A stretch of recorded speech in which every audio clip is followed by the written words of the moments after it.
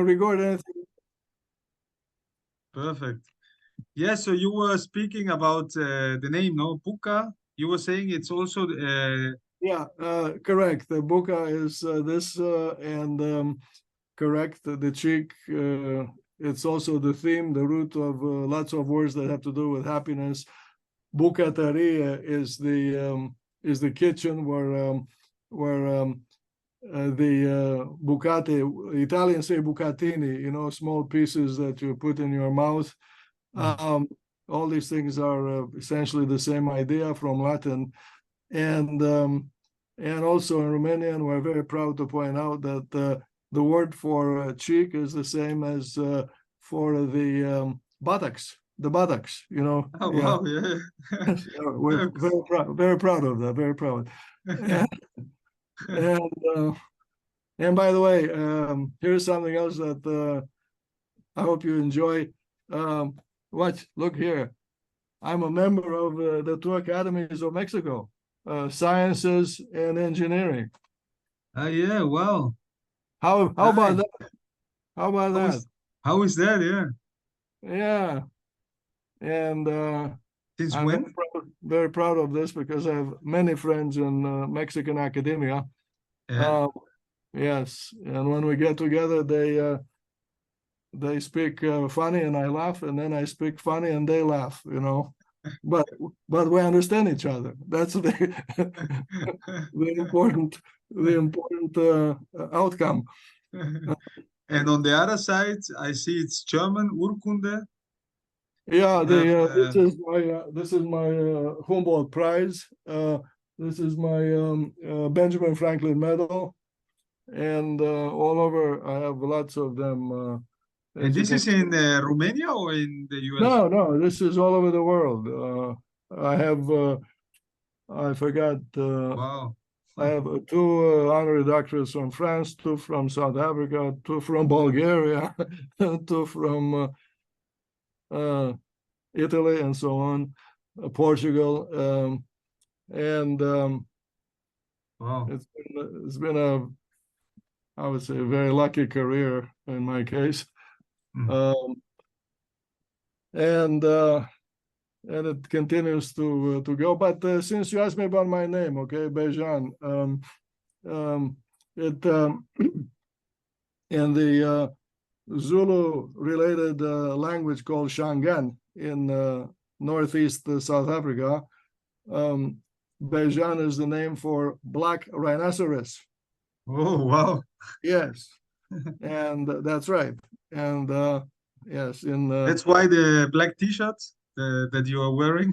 oh no, the black T-shirt has another purpose, which I'll explain to you when you are not recording. Okay.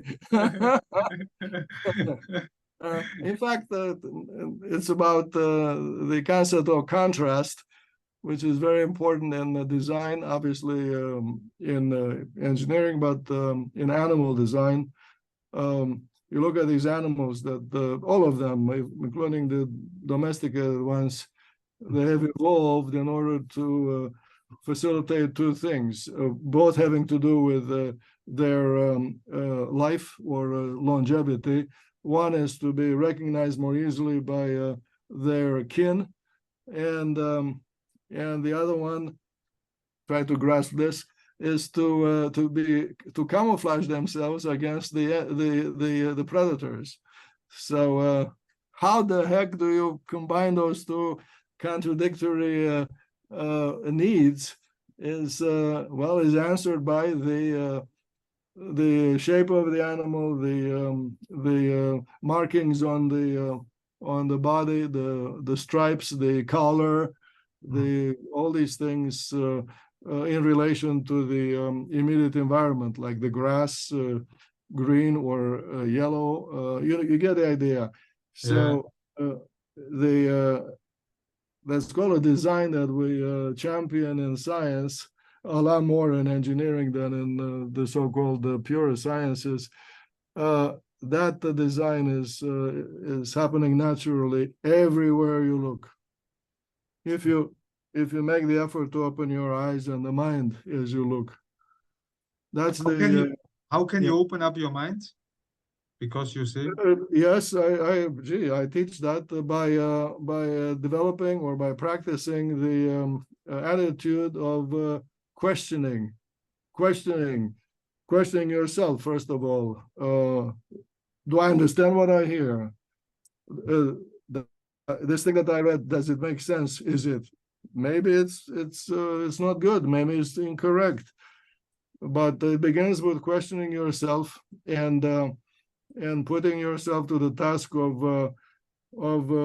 first of all explaining it better to yourself, and then obviously in my profession immediately that means to explain it better and shorter to whoever is listening, is first my students, to avoid jargon as opposed to common sense. This is a huge challenge, especially in today's science, where most of it flies over the heads of the new generation and over the heads of the parents and everybody else. It's all jargon. I mean, the few scientists who speak to the truly interested audience are few. I mean, they're just few. I agree. There we go. And in your discipline, I don't have any idea.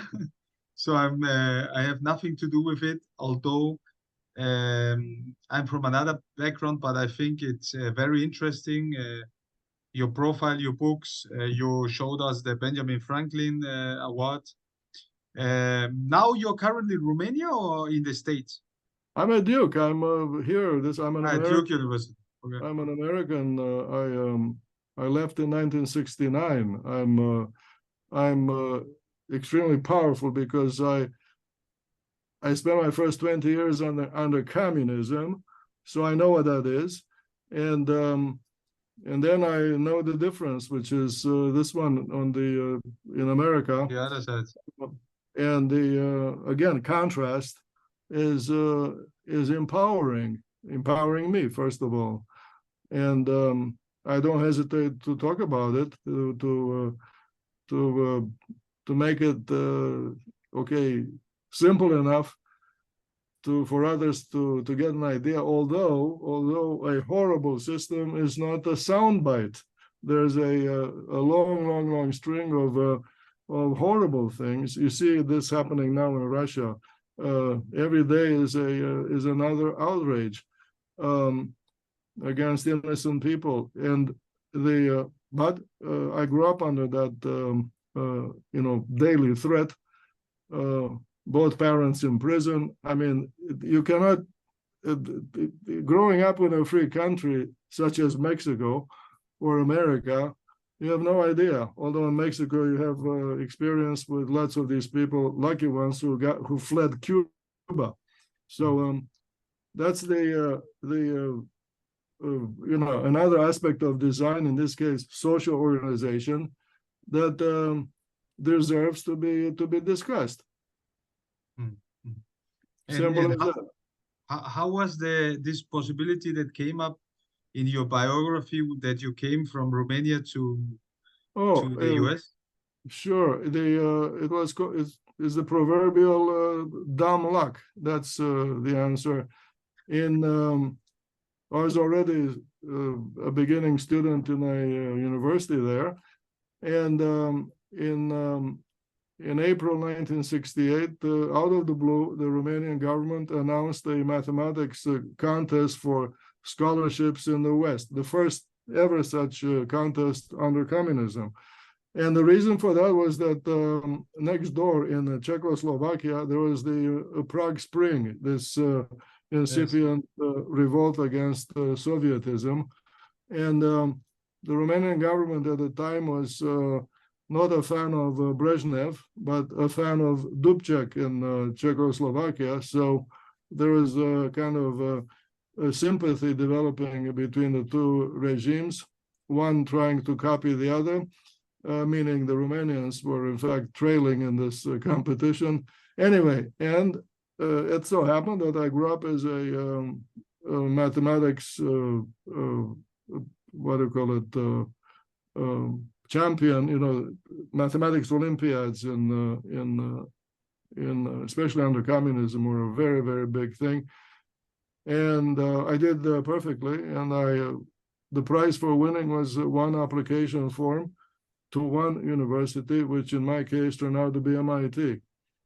So that's how I got out, and that's the answer to your question.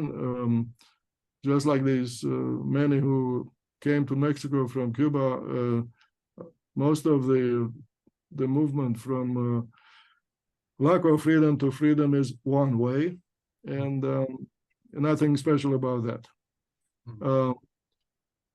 So that was in 1969 I finally came. So that's a long, long time ago. But one that, especially now at my stage, looks very, very important in retrospect. This one-way flow. One way, it's not just for people, it's for animals in the wild. They as I said, they are challenged in many ways at the same time. Food partner, meaning attraction, but at the same time running away from, hiding from danger. And it's a very hard life, the one where you have to balance these two things, life here and then threatened to death at the same time, unable to speak. How is that?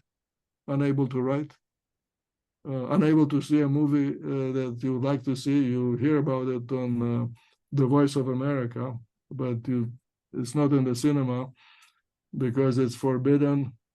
All these acts of miserable treatment and outrage are the norm under that kind of a regime. And how was your relationship with mathematics? Because you managed to be number one, no? And I have always been very bad in mathematics. So was it you were born with this gift, or how was? Maybe, but the answer is a lot more educational. In a society where there is only one speech, meaning one ideology, which is of course a jargon. It's it's to the point that it is laughable. Then the pupil who has this ability to question, is it true or not? Pendulates toward trying to be free and trying to do things that are rewarding, such as solving problems of mathematics, because everybody on my street was doing the same thing, or playing basketball to the utmost, which is everybody on my street was doing that. Or making drawings. Well, not everybody, but most of my pals were very good at the graphic arts. So I excelled in math and the graphic arts and in basketball from a let's call ball boy, a very young teenager, and that was my ticket to a relatively free life growing up.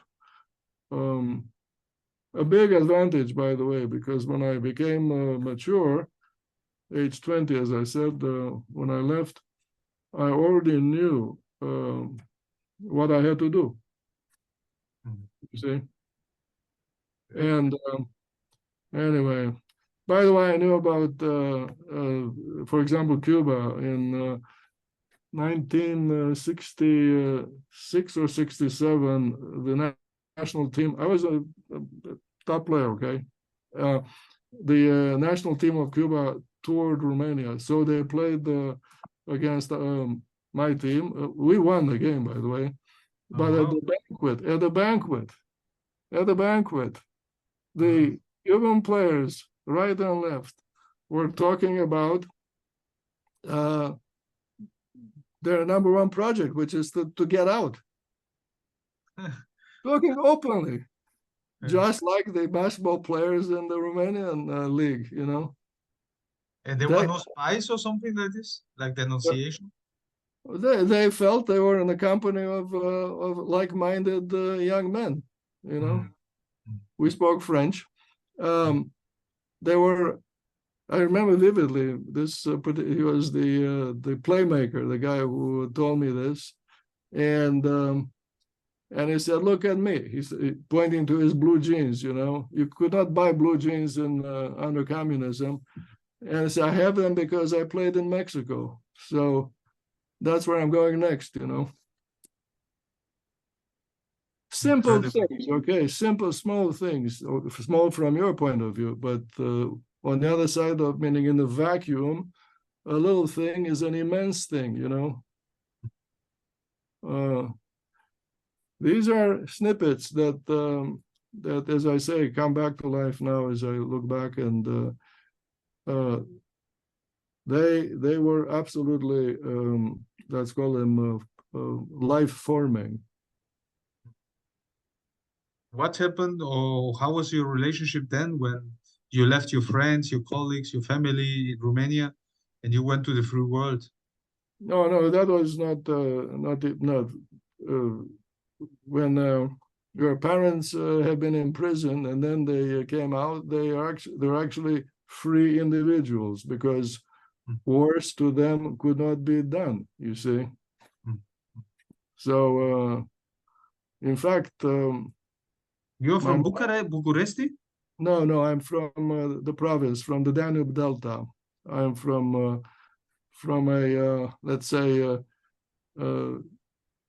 Constantia. more typical, like more typical part of the country, meaning where people are closer to the ground, closer to the to nature, the fish, the boats on the river, and farther from the BS that comes from the capital, you know. But anyway, just to finish my thought, obviously because of communism, I could not go back. I went back after the revolution in 1989. I went back a few years later in the 90s, and I asked this question to my mother. She was still alive. What happened to you? She told me essentially nothing. But then she said, all our family friends came to me one by one to congratulate me on the fact that I did not return, meaning that I made a statement, you know, which only I was able to make by not returning. But they themselves could not make the statement because they would have been in trouble had they opened their mouths. You have to live under that kind of situation to appreciate this difference with which I began my memories. Difference between essentially a country-sized prison, you know, the Iron Curtain, and because there are no passports under communism, you cannot move, cannot escape. If you try to cross the barbed wire frontier, you get shot dead by the border guards. These people, you're now in Vienna, right now. In Vienna. Yeah, well, they got lucky. They end up on the right side of the Iron Curtain, but they came very close to being inside of it, very close. But they're familiar with a barbed wire fence it was actually mined. It wasn't just barbed wire, but it was mined. It was plowed, freshly plowed every day for the border guards to see whether anybody had stepped over. Hound dogs, you know, to catch these people running to freedom. That was the norm under the Soviet system. The norm. Do you return frequently to Romania or not anymore? What? To Romania? What was the question? If you return from time to time to Romania. I mean, now very infrequently. Like very as a infrequently. tourist, as a No, well, I gave lectures if I'm invited. Yes, I gave a lecture at the Academy last April. these are there now. Romania is a transformed society. It's kilometers above the level where it was. It's a free country. It's a happy country, a stable, amazingly stable country, even by European standards, stable and civilized. People say sir and madam, not comrade and all this other BS from the era of sad memory.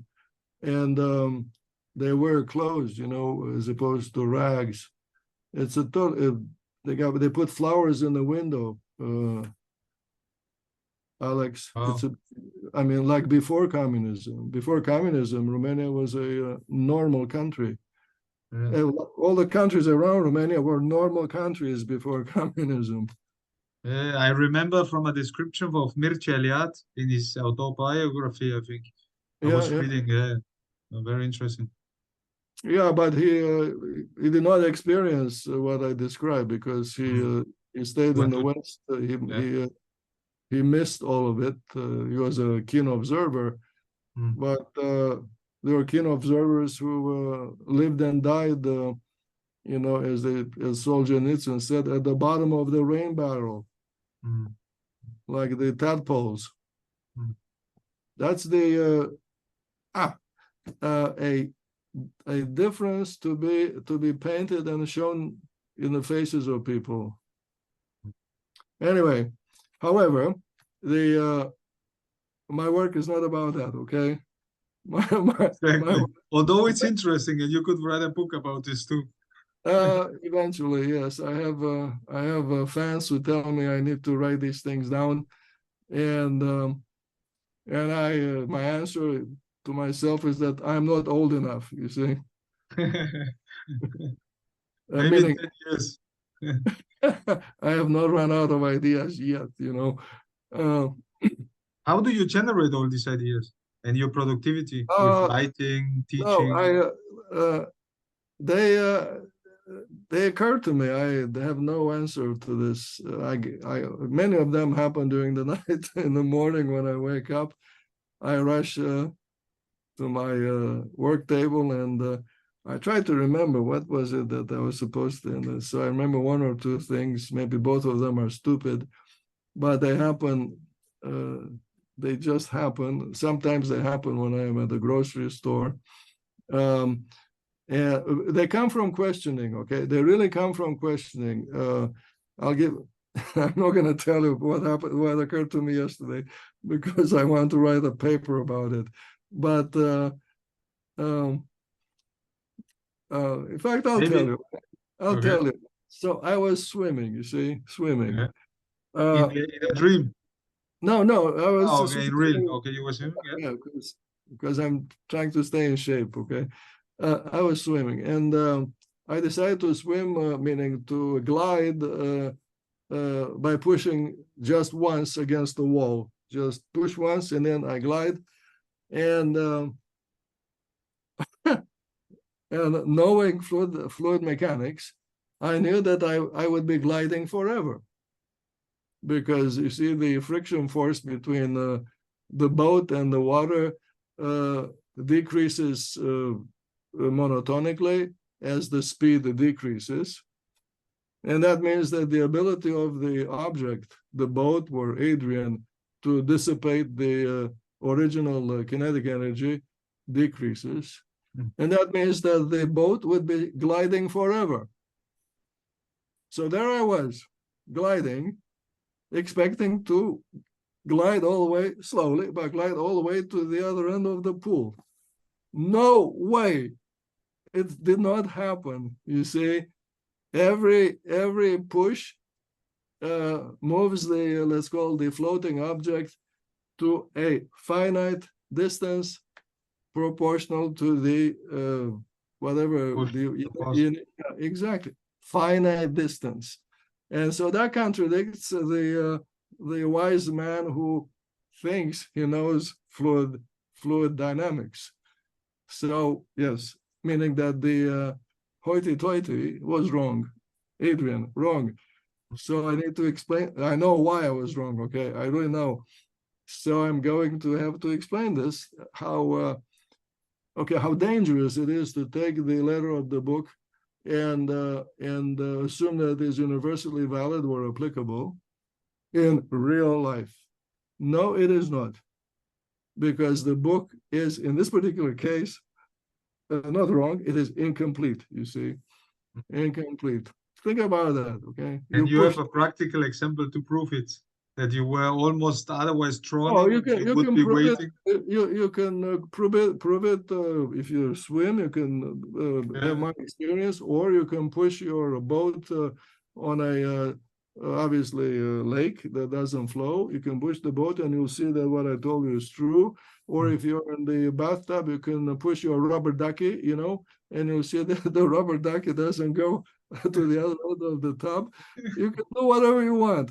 This is the physics. The physics is I like to think of physics as the mighty judge that hits the gong and or the gavel and tells you wrong, wrong. Even though that particular sound does not come from the revered book. We have lots of them in fluid dynamics, from Bernoulli to all these mighty people who came much later.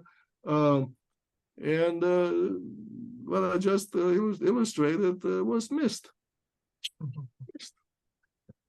Yep, just missed. So after you come to such ideas and you write them down in the morning, No, I how, don't write. No, I don't write. I just write myself a reminder. Whether I get like, to it, it's another issue. Now that I told you this joke, I have to write it up. Okay, I was not,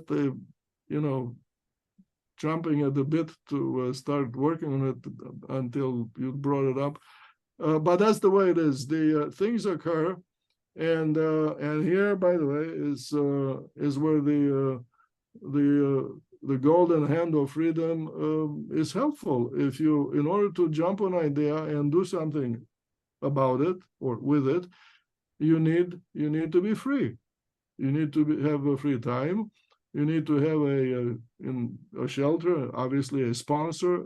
As a professor at Duke University, I'm extremely fortunate that I can work on anything that occurs to me. There's nobody, obviously.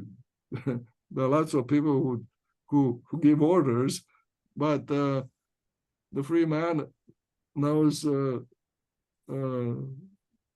listen to some things, but not to everything. Okay. So with freedom comes this advantage of jumping on ideas the way that, say, the leopard that jumps on the impala. If you don't do that on the moment, then the moment has already expired. Get it? yeah, I'll tell you something. Forget about the leopard. Da Vinci. People, what do they know? People, they think Da Vinci was a painter. He made drawings. polymath.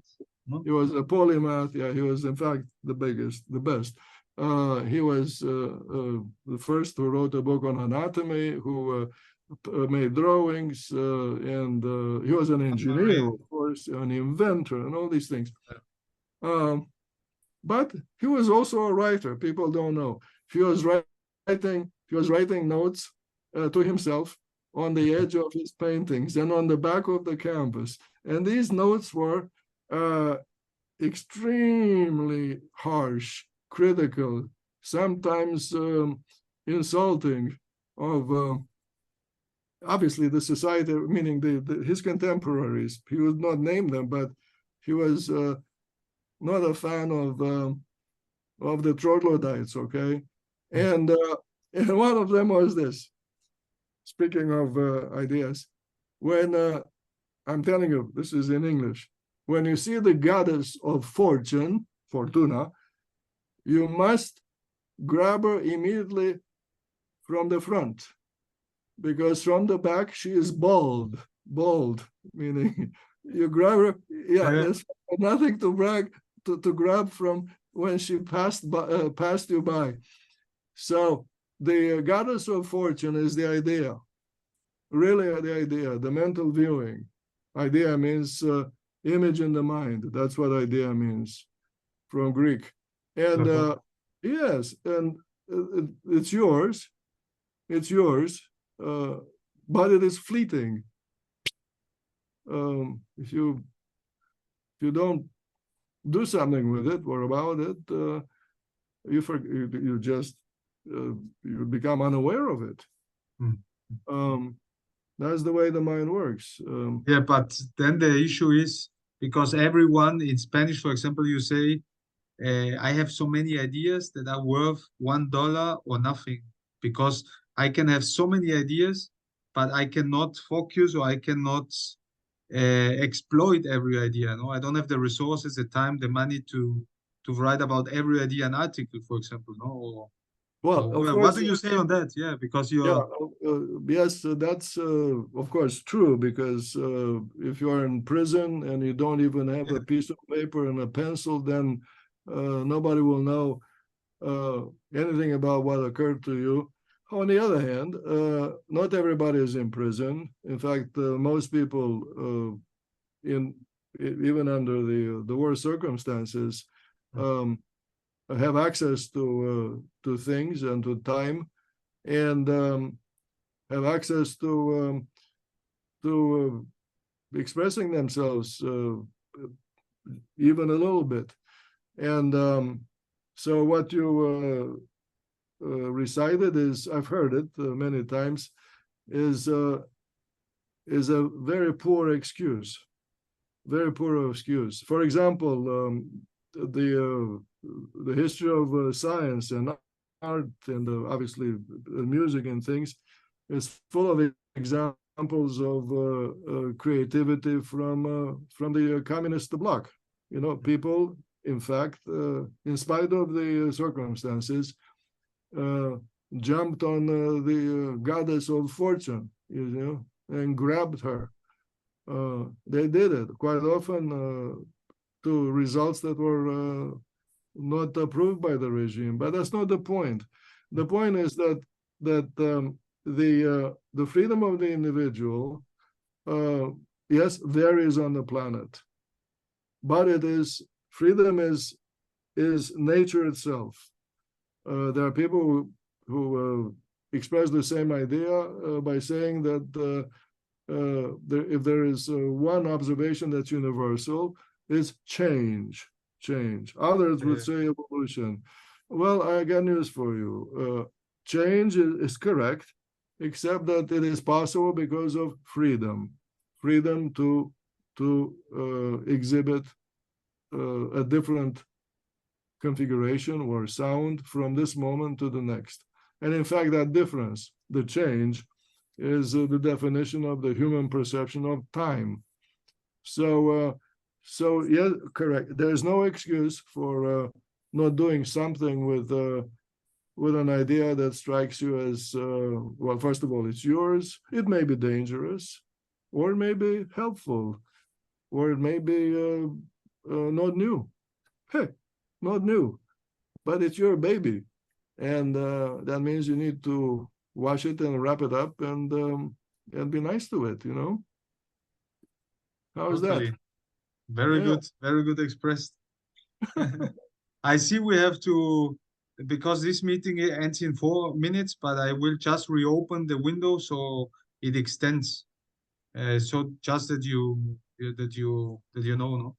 Because we haven't actually talked about so many things I wanted to ask. But you started with the origin, the etymology of the names, and this is also something very interesting, no? What you said about Buka, etc. No? Yeah. Well, that's something else, by the way. I'm convinced you have a similar idea as yourself. When you hear things, words, quite often you have the feeling that they're they're being misused. Because coming from a Romance language, you know the meaning of the word. You do. Example? I got news for you. The title of the Democratic People's Republic of Korea, you know, that's Ah, North yeah, Korea. Yeah, yeah. the first three words, okay, Yeah. make no sense in that particular example. So yes, in addition to questioning yourself, at the same time, probably more often, it's important to question the words that you hear and to question the people who pronounce them. But this Yes. is also very relative, no? Because for us, especially for you with both experiences, but for you, for us in the free world, Yeah. this is something absurd, of course, when we read it. No, even when you read like Arbeit macht frei in the concentration camps, you see Yeah. it's absurd, no? But for example, I was in North Korea as 2 weeks as a tourist or something like that, a political excursion. And then you say to somebody from North Korea with all this social conditionment, doctrine, etc., he cannot understand that it's absurd. No, for him it's Platonic. The metaphor of the cave. No, for him he has always think North Korea is the savior of the world, Yuhe Yeah. ideology, etc. No, so it's Yeah. uh, Yes, that's right. That's right. And just all it takes for a society of that kind, uh, uh, a spark. All it takes is a spark. And that's And a good point because that's also in Plato, no? Because if you would come and tell him, hey, that's absurd, the name is absurd, he would laugh, he would not go out of the cave. And maybe with the spark, but how does he get the spark, no? well, I'll tell you how. How? Luckily, mothers keep giving birth to babies, and the babies are, at least for a few years, maybe many years, not indoctrinated yet. In North Maybe Korea, it's not like this, huh? In North I Korea, no no they no no. North Korea is uh, also known for North Koreans fleeing North Korea. uh, They flee. If they get a chance, they flee to China. They flee to South Korea. They um, they try to flee by boat to Japan. Uh, that's what happens generally. Meaning it is driven by communism. You saw this in the boat people from Vietnam. I mean, the Cuba. Another once again, I bring it up. Um, and so, yes, the large, the big picture is the one you describe, but it is a powder keg. Um, in spite of this description. Anyway, so that's the good news. Mothers keep giving birth to free-minded babies. That's and that is the biggest threat to the dictator. Yep. that's good. Which is why in all those regimes the brainwashing begins of the population begins with the kindergarten. Do you have any children? Yeah, we have three children. They're all not only Grown up? smart but free-minded. How did you raise them? What was your active role in giving them a very good They critical they education? well, we, my wife is very similar to in philosophy as I am. By chance, she is American from New York, um, and she grew up in a very tight, family with father and mother who talked all the time, especially at dinner, and uh, exposed their children to everything. Her father was a many things, but he knew the world correctly. He had been in the Second War and all of that, meaning that's when Americans got a first taste of Stalin and Hitler and the danger around the corner.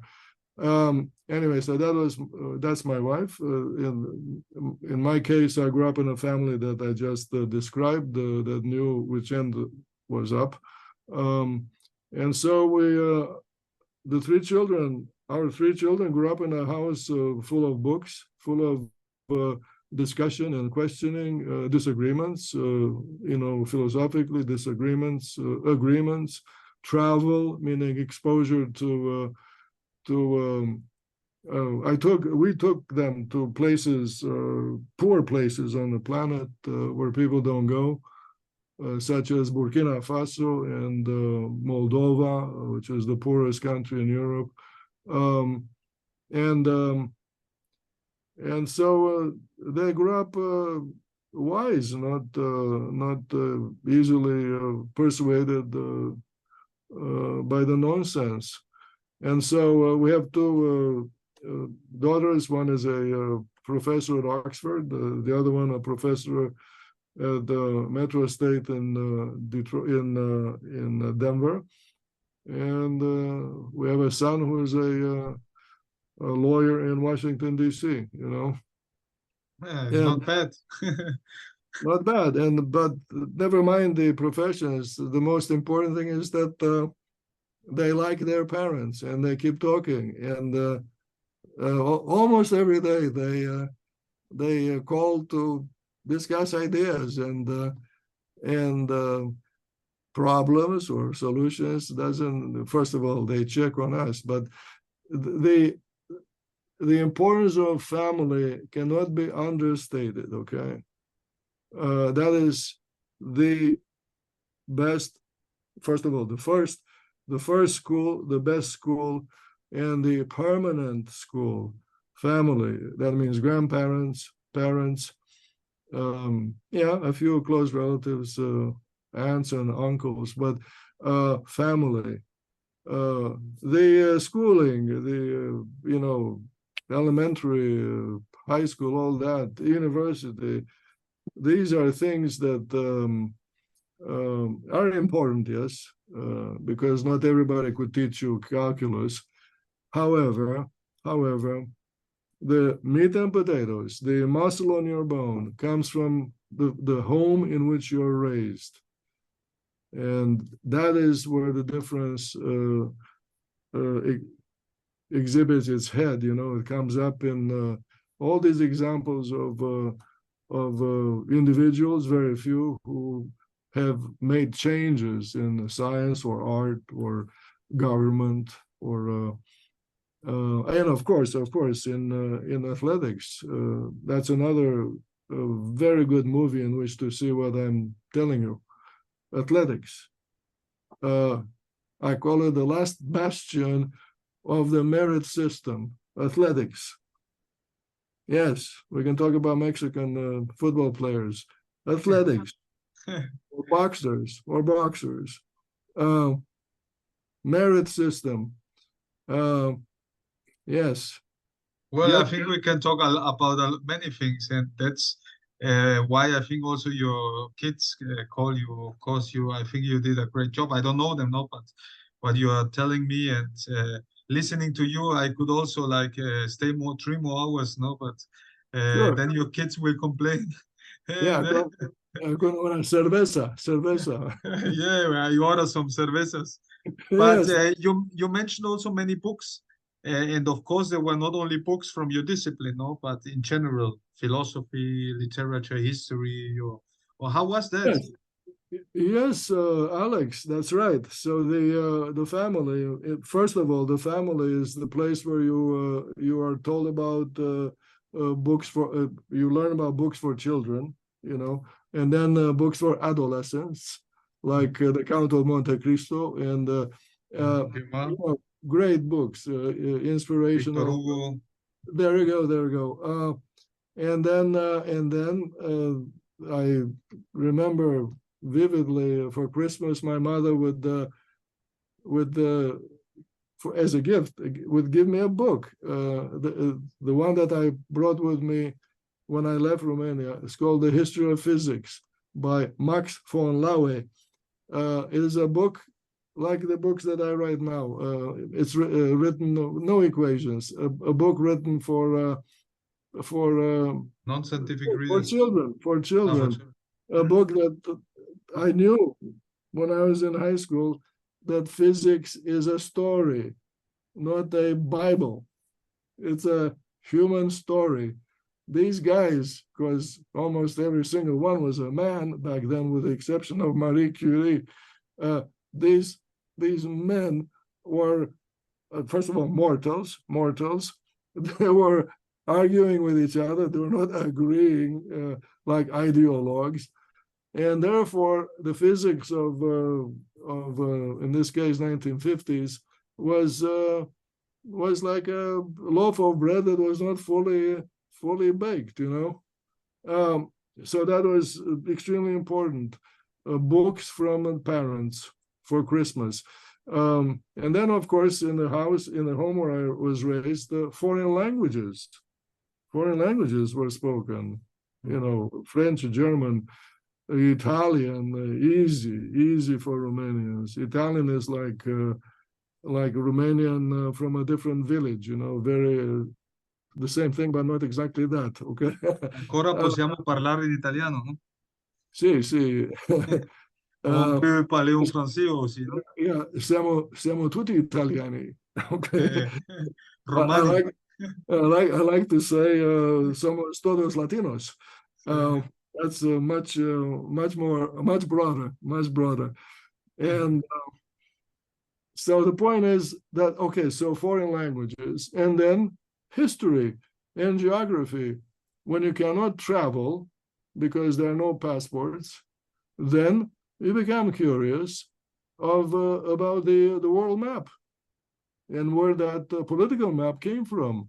The countries, the colonies in my time, because independence happened in 1970, the empires, people talk about battles and Napoleon and Bismarck and so on. Sure, but the story of called history is about the movement of people. The Phoenicians who discovered the Mediterranean, the obviously Egyptian culture, the Jews who migrated to Europe. All these things are basically faceless communities. You don't know who they were, but they're the ones who shaped what these days is called Western civilization, and that was the way. Meaning, I got these ideas when I was a teenager. Where I grew up. As I said, graphics was a la mode. We drew maps, we drew everything of objects, sabers and tanks, if you want, and we drew faces that say one face is not like another face. That's what portrait it means. Portrait, yours is not the same as mine, even though you have only 2 years like Adrian, you see, but we're different. You get it? So these things were early in music, by the way, music. And that comes from early on and empowers this adult who then does whatever, machining metal or digging the soil to plant something. And now just about the reading thing, because I guess you're still working, no? Because although you are meritiert, or how do you say it? Are you retired or? No, God forbid. Yeah, I know this word is many No, I'm people not. hate it, but I mean you're still as 20 years ago at university, Yes, etc. that's right. Wow. That's right. That's right. The object of the game is I became this way as a basketball player. The object of the game is to stay in shape. Never mind the the playing the game and scoring points. The object of athleticism is to stay in shape, because if you fall out of shape, you're gone. You're just finished. You may try to come back. It will take you months to come back. But when you come back after you fell out of shape, you're nowhere near where you were before you fell out of shape. So the object of, in this case, a professional activity is to stay in shape. Never miss a beat, and value the frankly the activity that embraces you, and of course the entourage, in my case cocoon, which is the free university. Otherwise you sign your own death sentence. So yes, in the US we have a huge advantage. There is no age limit, meaning we're not forced to retire. It's against the law. Think about that. That's freedom with a capital F. Yeah, definitely. It Yeah. pushes you still also, not like in Austria or in other countries where it's regulated, no, or you have to or something like that, no. And Yeah. just because behind you is the Benjamin Franklin Award, no, I'm currently reading the biography on Franklin from what's the name? Walter Isaacson, the one that wrote also Oh about yeah, Einstein, yeah, Steve and Jobs, Da Da Vinci. Vinci. Yeah, right. Exactly. What are your thoughts on that? On Franklin and Benjamin Franklin is a role model, clearly a free man in many ways. One who, first of all, a free man, but one who did not throw into the trash bin the Magna Carta and the sanctity of the individual and the other ideas that came from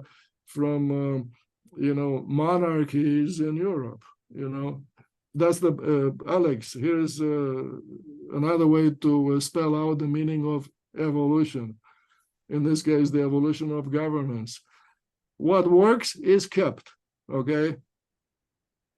And okay, so that is Benjamin Franklin and other quite a few wise men and women whom we admire.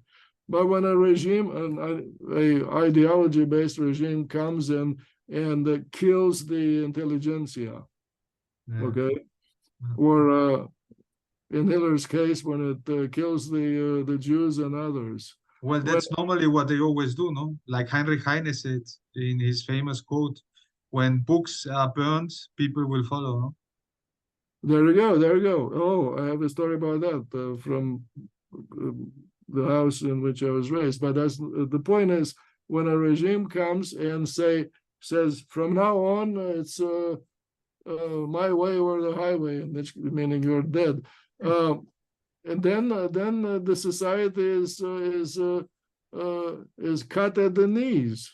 Cut at the knees. That's why I used the word troglodytes just a second ago. It is then ruled by people who are not qualified. Teachers, doctors, engineers. They simply do not belong in the positions that became vacant because the elite was killed. And I saw that happening as I was growing up. So yes, Benjamin Franklin was a child of in those days. Was an idol, role model already, or which ones did you have? Oh, he was famous in my education. Ben Franklin was his story with the flying the kite and and all of that. Electric. And of course, his role in the American Revolution. But there are many in that group, all sharing the same culture, which was that of freedom. Freedom, yes, inspired or derived from Europe, particularly from Britain and France, because Ben Franklin was spent I don't know how many years in Paris. So did Thomas Jefferson. And look, the Atlantic was a highway for ideas traveling in the beginning in one direction. Okay, that's the story. And so yes, he is a very good, an important, and in fact, the Franklin Institute in Philadelphia is doing an amazing job of explaining what I just said. Okay, the fact that the country, maybe the world, benefits from this aspect of continuity that I brought up in nature, meaning in what really matters. In nature, what works is kept. That's well said. And those who go against this are destined to fail. And you said you have an anecdote on these burning books that you said you want to say it because yeah, I that's mentioned right. That's why Heinrich Heine. Yeah, I'll tell you about that. So my father was a veterinarian. My mother was a pharmacist. And in the mid-50s, 55, which means slightly before the Hungarian Revolution, at dusk, in the middle of the yard behind our house. By the way, it was a thickly populated street, so behind our house was in plain view. All the neighbors could see.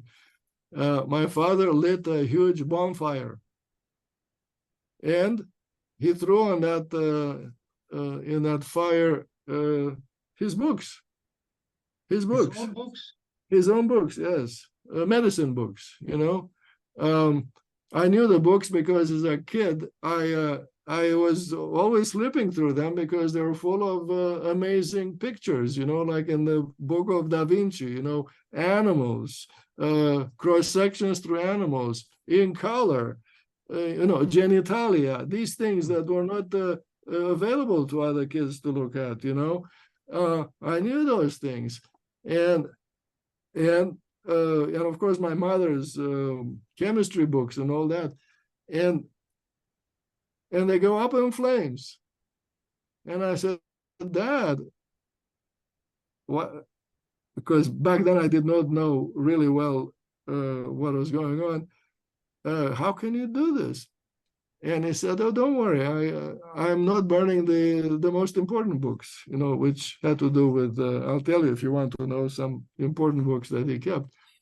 But he did that in order to be seen by the neighbors that he too burned his books because it was required. Wow.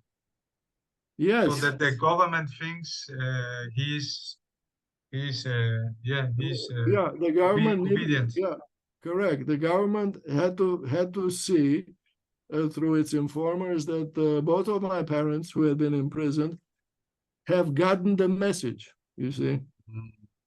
And which books did he keep? That's interesting. Oh yeah, he had first of all he had a very most favorite. You can share this with your colleagues in Vienna. There's a great book in the English title is a Hungarian nabob or a magnate, a very rich man. The author is Yokai Mór. Ask your colleagues; they know about this book. I know. Yes, it's basically the story of a free man who does wonderful things. He becomes rich, you see, but it's inspirational because it's about generosity and hope, and a book written in the late 1800s. So that was constantly on my father's night table. The books of um, Sir Walter Scott, Ivanhoe, for example. Ivanhoe, and Yeah. all these things. Yeah, he had them. They're all translated in Romanian. These books. My father spoke German and French, but these books were available in Romanian. So he kept the essence. Speaking of Benjamin Franklin, the heritage that worked. You know, one of basically the history of humanity, not only in Europe, but wherever the spirit spread. But yes, burning books is very familiar to me. These days, you read about cancel culture. There are these things that are forbidden all of a sudden because somebody says that they should be forbidden. Well, I know that phenomenon. I know that phenomenon. Speaking of things that are all acceptable, when I arrived at MIT, I would spend hours in the bookstore, and I was astonished that in the bookstore at MIT you could actually buy the books of Marx, communism, as well as Mein Kampf, Hitler. You could buy Wow. them. Wow. Yeah, I was astonished. Well, obviously, I don't think they were selling well. I don't think they were selling well in 1969, but you could buy them. It was normal. Have And you if read have you read them? For example, Karl Marx? no, Something from him? No, never? no, try to picture this, Alex, growing up meaning going to school. We're actually forced to read the Marxism every year. You take there's a class, and I managed to read nothing. Uh, I don't even know uh, how I managed, but I guess I was smart enough to fake my way through the system. It was simply not interesting, and it was despicable, first of all. But uh, yes, yes. By the way, there's another thing that was required, which was to read the Russian novels, such as War and Peace. You know, Tolstoy? yeah, I I refused to read it, That but then was obligatory to read it. it was obligatory. It was Wow. yes, and I had to It's write quite some an pages. wait. That's right. I had to write an essay. So yes, fortunately, that year when I was supposed to do this, the USSR produced a famous movie of War and Peace. So I went and I saw the movie, And then and I knew enough to write down to to do very well in the literature course. Um, do you still have these essays? no. No, things uh, things vanish along with the time. Uh, uh. So yes, these are very good, What very are good. you thinking currently now? I see you're thinking. No, I was thinking that you're gonna make me record, meaning on your tape, my autobiography, and I do think that it's kind of too early for that. Okay. Yeah, but we can publish it in 20 years. Very good, very good. You can actually publish it and make money with it, okay? Because I will not be around to sue you. No, but your sons. Oh no. You have the lawyer in the family. Our children are well brought up, well brought up. And I see there's a bottle freedom also. No, freedom is a very special concept, Yeah, as you I have get mentioned. Freedom to nature. freedom is nature. Yes. Freedom is nature. Yeah, here is for you. You Yeah. can actually buy this thing. Ah, I Yeah, didn't know. a podcaster who interviewed me on the subject of this book, which you told me you want to talk about, but we did not talk about. Not Uh, yet.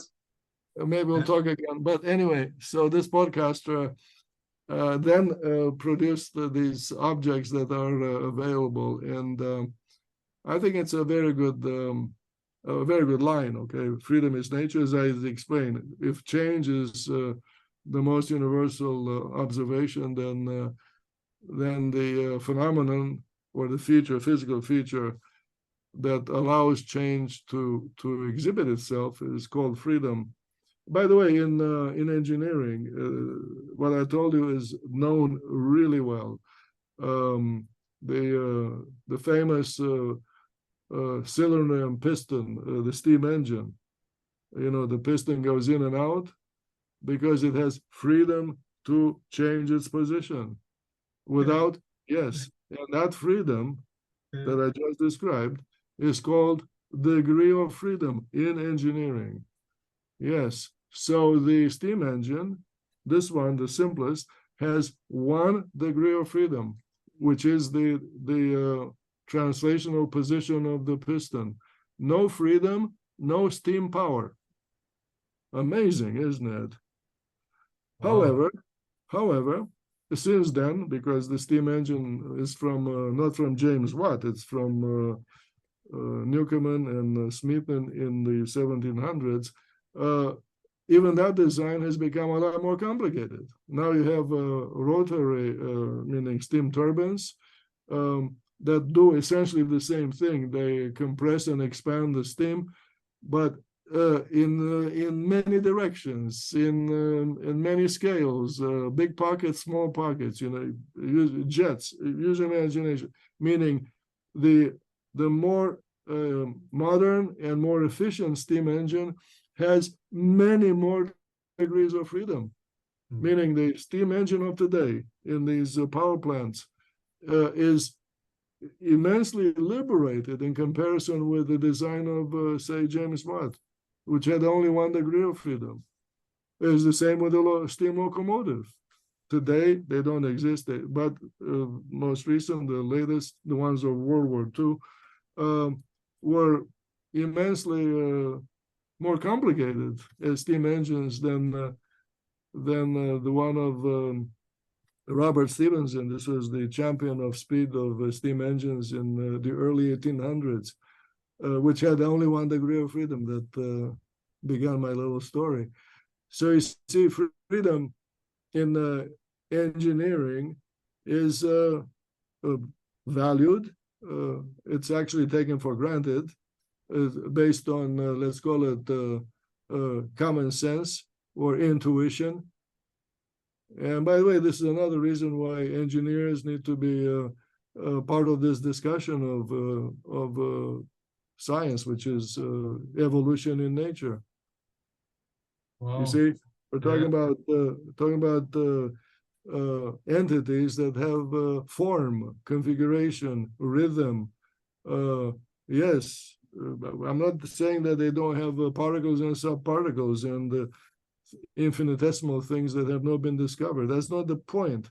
The point is that nature strikes us with macroscopic impressions and ideas, such as your face, my face, your glasses, and my glasses, and all sorts of things. The map of Europe behind your head. All these things are they have form that evolves. They're animals. Every single thing that we're looking at. They're moving. They're morphing. They're being born and they're dying. Everything that you look at. Yes. So talk to engineers, meaning these your next guests. Yeah, tell them to talk to me, okay? No, or rather we could listen and listen and listen. I think we will have definitely to talk about at least the first of your book that is lying behind yourself. The first Uh, one, you yeah, mean the physics of life? the physics of life. Yeah, and then also about the nature. What was the I? Yeah, these are my four books that I decided to write for the public. Okay, the So that first one normal was people like me can understand actually, no? So I don't have to have a well, PhD in engineering or something. for my students because this is the first one in 2012, Design in Yeah, Nature. yeah, This was the second one in 2016, The Physics of Life. yeah. Um, and then the third one, just 3 years ago, Freedom and Evolution, which is about these things that we're joking about. You know, the evolution is everything, not just animals.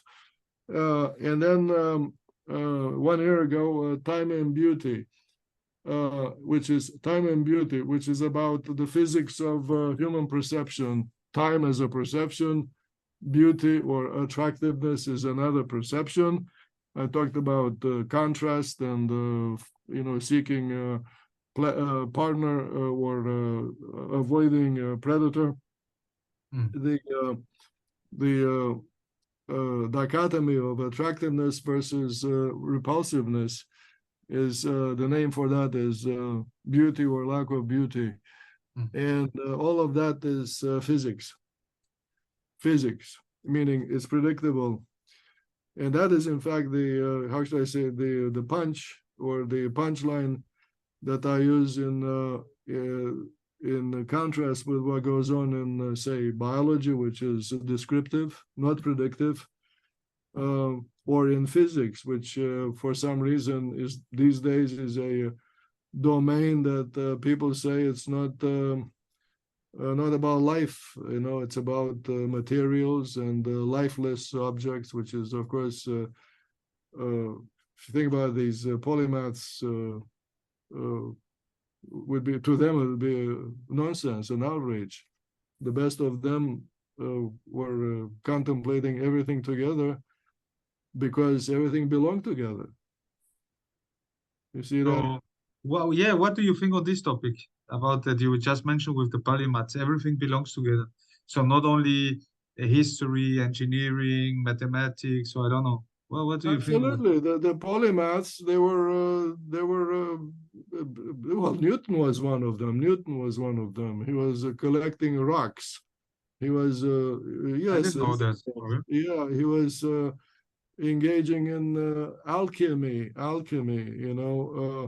he was constantly, yeah, I think he was, uh, I sympathize with him. He was tormented by his ideas. you know, he, he was possessed. Like you in Yeah, the he morning. was Wake. possessed. Yeah, yeah. And but he's just one of many. There was uh, do you know I teach thermodynamics here, so one of the temperature scales uh, used at the same time, this is in the 1800s, along with Fahrenheit and Celsius, there was one Réaumur, a French polymath. Yeah, he was interested in the heat and hotness, but he was also, from what I read, collecting, forgot insects and plants, and Wow. he was a naturalist. You see, all of them were actually naturalists. The so-called physics, the word biology did not exist. The so-called physics did not exist. The Mm, name for this everything was natural sciences. mm. Much better name. Natural sciences. Everything. Say the design of the flute, or musical instruments, natural sciences, because of course the design of the vocal cords and what the bird is doing, then you get the idea that everything belongs in this discussion. Um, and I think that through modernity, the the boxing ring has been invaded by the spectators, and they're all throwing punches. And in the beginning, that was not easy to notice, but today, that the boxing ring is a Tower of Babel. Tower of Babel, where one little group speaks one jargon, and then the N-1 groups speak N-1 jargons. Mm. And they all applaud each other in that small group, in that small language. That's another way to describe the state, which is a small language next to a small language. Never mind them, English, that's a big lie. I'm talking about the language of science. Small language next to small language, that's a Tower of Babel. Whereas the polymaths were, by the way, they knew each other. They were corresponding with each other, unafraid that they were going to be plagiarized. And by the way, plagiarism is the name of what is going on in today's knowledge industry, in this cacophony that publishing and where everybody writes and nobody reads. Everybody writes and nobody reads. Yeah. And that is the so-called elephant in the room. Okay, but What I'm are not. you? Yeah. I'm not the. I'm not Saint Peter. I'm not judging anybody. I'm just describing. Okay. I'm observing. What are you currently reading? Nothing. But I nothing to read. I write my work. I'm not much of a reader. You have so much that you just want to write still. So many Yeah, ideas. I I have friends. I correspond. I'm Still with letters? huh? You still write letters? Oh Or you yeah, mean emails? emails. Yeah, but also Ah, write the old-fashioned stuff. By the way, wow, that's cool. Alex, these are Yeah? just my books for the general public. All my books are there. Can you see them against the wall? Jesus Christ. Wow, they are all yours. Yes, from left to right. From left to Wow, right. From incredible. graduate school at MIT. By the way, I have all my degrees from MIT, but I wrote my first book when I was just finishing my PhD. And they're chronological. Some of them are translations, but they're listed there chronologically. And it's as I say, a fortunate life. That's what my story is about. So we have to definitely come back because time is almost over. Adrian, thank you very much. And Yeah. I'm sure I will come back if you are telling good stuff and then it doesn't get recorded. So just speak. It's okay. No, anyway, let's just say goodbye. If this recording is too long, please feel free to broadcast it in two parts. Yeah, If it's too sure, long, yeah. sure. But I'm available for future discussion. Okay. Anytime you're coming to Vienna this year or next year, or to Austria or to Europe? It depends. It depends on who invites me. This year, no. My schedule is full because of this pandemic that created a Stau in German. Stau. Now, Ein großer Stau. yeah, exactly. Now I have my handle on the toilet handle and I'm flushing. Okay, trying to get back to normal. Yes. Anyway, but yes, in the for example, in 3 weeks from now, there is the 12th Constructal Law conference in Turin, Torino. There will be one, so that's the number 12, one every year after this, and there are all sorts of enthusiasts who are competing to host it. Rumor has it that the next one will be in Bucharest, but I'm not sure. That's close enough to Vienna. Miami or some other such places. And But this is a meeting that is special because the idea came from me in 1996. But I get invited. I guess frequently. So if you come close by or so, feel it would be great if you just let me know, and then Sure. you are of course invited. And yeah, we could By the way, also so personally. yeah, It's and a honor, I read pleasure. about you. So you're finishing your PhD there, or so what are you doing? Exactly. Well, Uh, actually, as you saw, I was born in Mexico. Mom is Mexican, but my dad is from Toulouse. That's why I have the second name, and the last name is in French, as you well recognized immediately. And but I was raised up mainly in Austria, so I was here from since school, uh-huh. since 6, 7 years old, and yeah, that's mainly with a Swiss stepfather. So I was like Spanish, German, French, Reto-Romanic from my stepfather. It's a small language in Graubünden. I know. Yeah, yeah, and but I've been around also. No, I've went to Romania many times.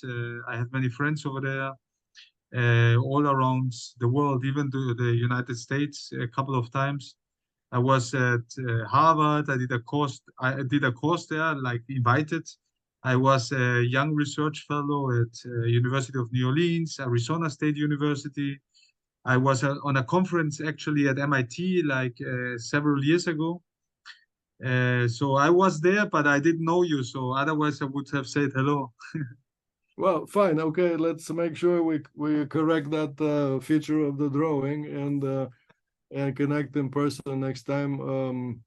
And so now I have you placed even more securely in the region of my origin. And so And yes, you're closer to my origin. very good, very good. Right, Well, and to your Mexico. parents, both parents mentioned Portugal, Jesus. I mean, those people speak Romanian, okay? Yeah. Yeah. They have no idea. But there's a before I say goodbye. So Yeah. there's this about 20 years ago, at the time of Hagi, the great football player, Romania played. He was great. Yeah, 94 yeah, World Cup, United States also. Hachi. yeah, that's right. I remember. Yeah. Yes. So I was at the match at the game between Romania and Colombia in Pasadena in 1994. So anyway, so the Romania played in Lisbon against Portugal, and and after the game, I don't remember who won. After the game, the Romanian coach is interviewed by the television whatever announcer, and the Romanian coach has meaning that the TV station has an interpreter to interpret from Romanian into Portuguese for the audience. So here comes the question from the what do you call it, the TV person. The Romanian guy, who is obviously highly educated, answers right away, but the interpreter uh, has to earn her money and translates into Portuguese by saying essentially the same thing, the same thing in Portuguese. And friends of mine always bring this thing up that was one of the funniest moments they've ever heard on television. Well, she has to earn the money, no? Also, you otherwise she's jobless. The translator or the yeah. Exactly. So we laugh about these things because you see, Latinity in the world is a unifying phenomenon, but it is a lot more so in Europe uh, because when the Iron Curtain disappeared, then Portugal discovered the Romanians.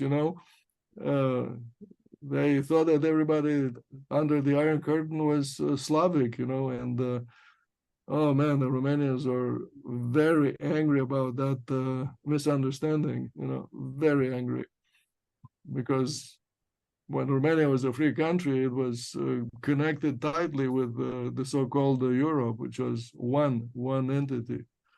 And by Especially the France, no? way, the Austrian Empire had a lot to do with this oneness in the Central Europe. People don't even the Ottomans did not screw things around too much in the Balkans. You know, they're harsh in some places, but not not north of the Danube. That's Not why at- there's this interesting book by Ivo Andrić, Nobel Prize 61 literature about the bridge over the Drina, also where he draws up like the history of the Balkans and also about the Habsburg Empire, Ottoman Empire, etc. Very good. Right, exactly, Alex. So yes, I tell my students to get to know history because in nature, what works is kept. Okay. Yeah, that's a good slogan and finish. Adrian, thank you very much. It was a pleasure and really so much to learn and your curiosity and very generous. Thank you very Stay in much. touch. Stay in touch. All the best. All the best to the States. Bye bye. Bye.